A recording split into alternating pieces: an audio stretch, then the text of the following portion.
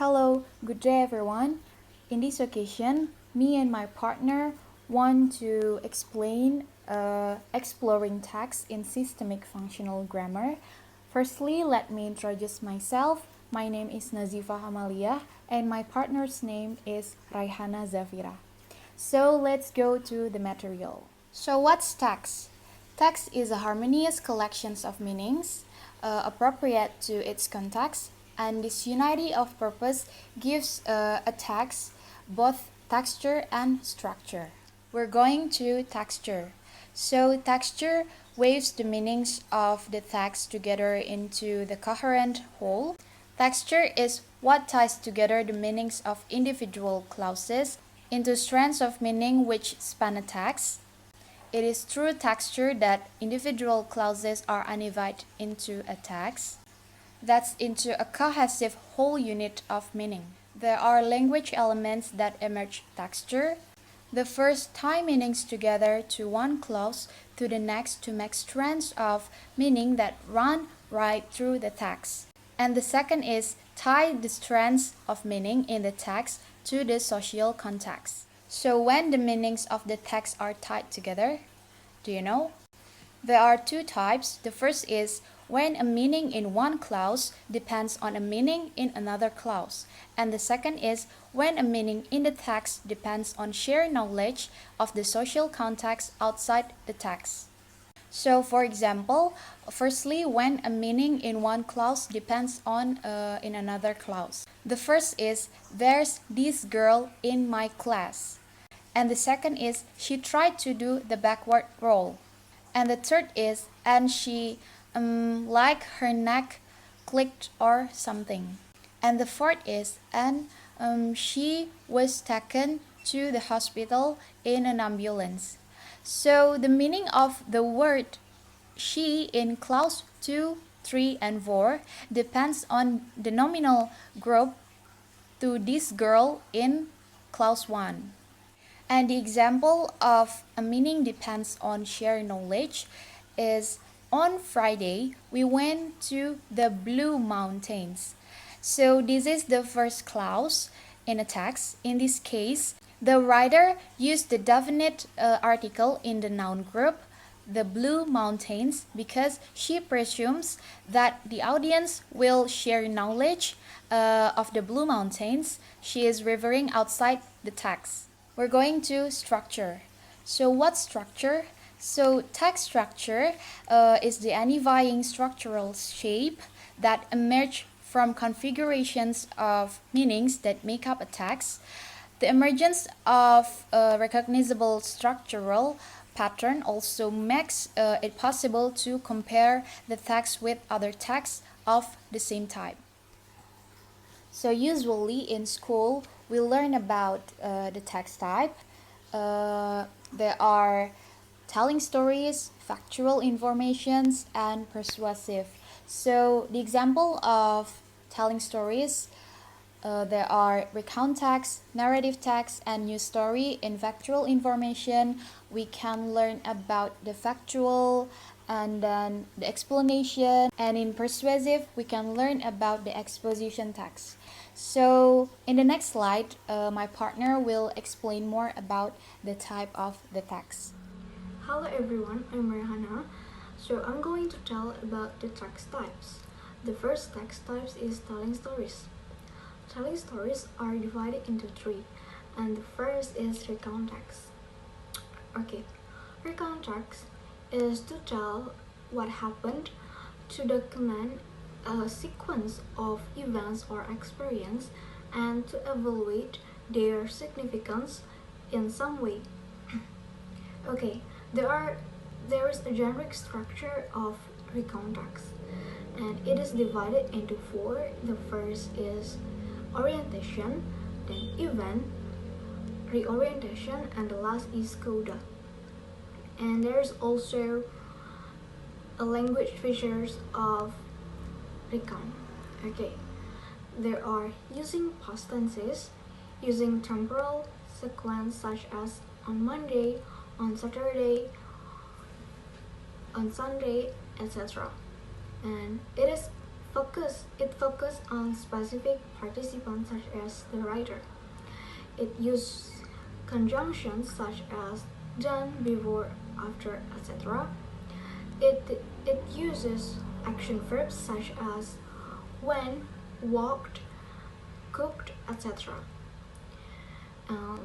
The example of recounts such as personal recount, imaginative recount, etc. Okay, the second type of telling stories is narrative. Narrative text is to construct a pattern of events with a problematic or unexpected outcome that entertains and instructs the reader or listener. The generic structure of narrative is orientation. Orientation is to introduce the characters, time, and place of the story. The second is complication. It is the problem of the story. The third is resolution. It is where the problem of the story is resolved. And the last is coda or reorientation. It is actually optional because it is like the lesson of the story. And then there is a language features of narrative. The first is it uses past tenses. It uses adverbs of time such as once upon a time, one day, etc. It uses action verbs such as killed, walked, slept, etc. And it uses direct speech such it is to make the story lively. An example of narrative is like legend, myth, fable, etc.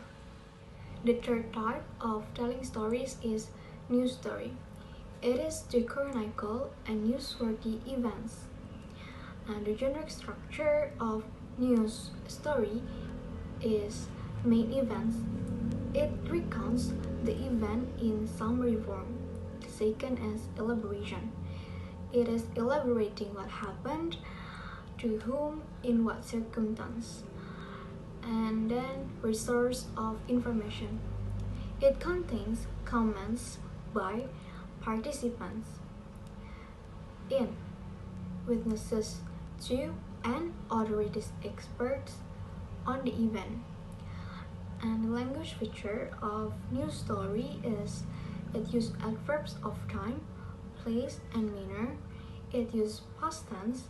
It uses saying verbs such as she said, informed, told, report, etc.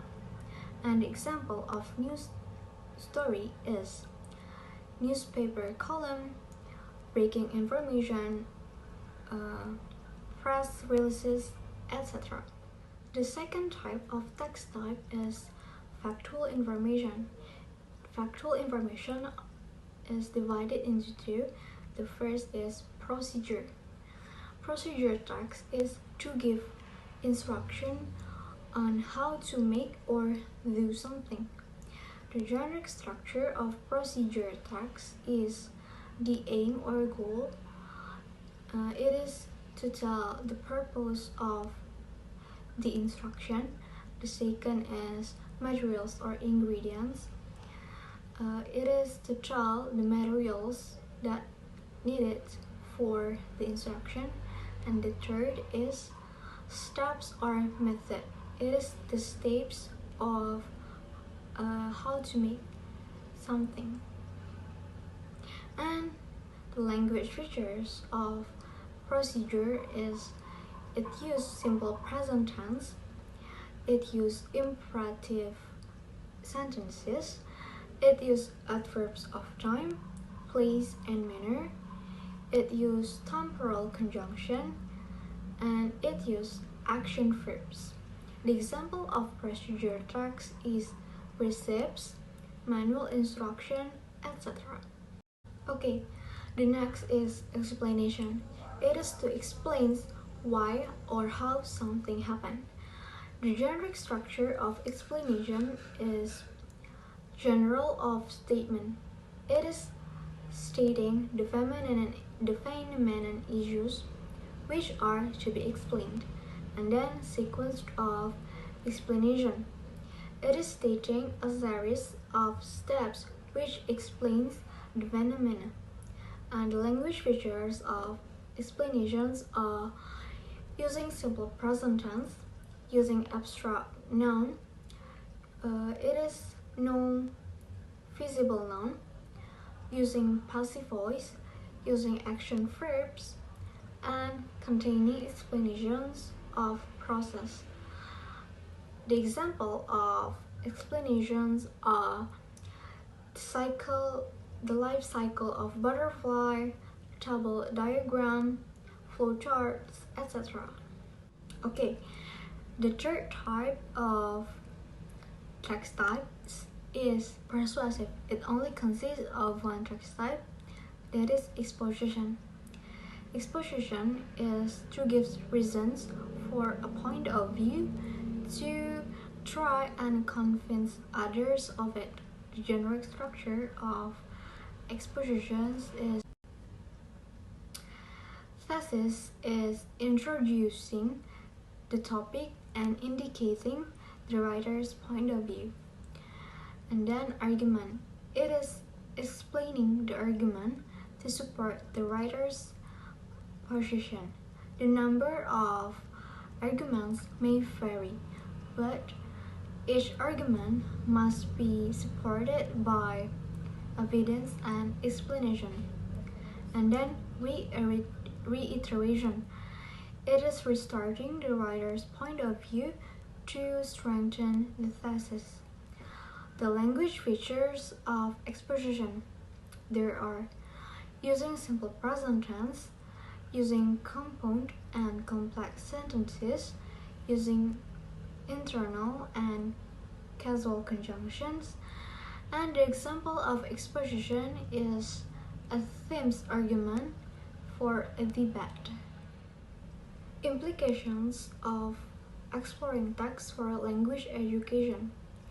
It is showing how we can combine our knowledge of grammar, texture, or text structure to reveal the conventional language patterns that effective users of English apply to the text they construct.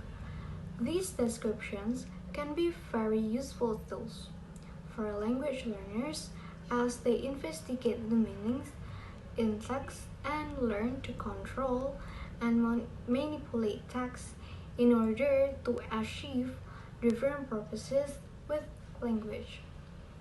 Okay, those are the explanations of exploring text. Thank you.